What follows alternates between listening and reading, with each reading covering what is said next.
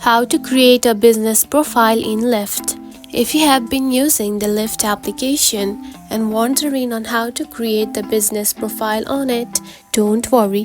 In this video, I will show you how to do it. So let's get started. First of all, open the Lyft application. Just like this.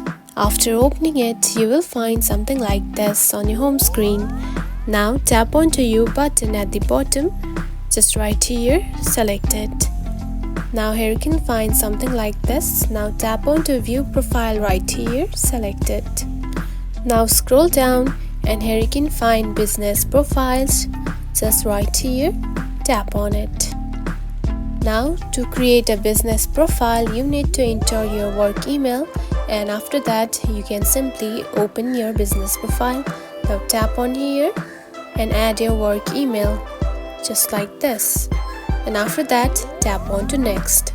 You need to add your working email that you use onto your organization's business, so you cannot use your personal email account. And after adding it, you can simply create the business profile on the Lyft. It is a very easy process, right? If you found this video helpful, don't forget to like and subscribe for more tips. Thanks for watching.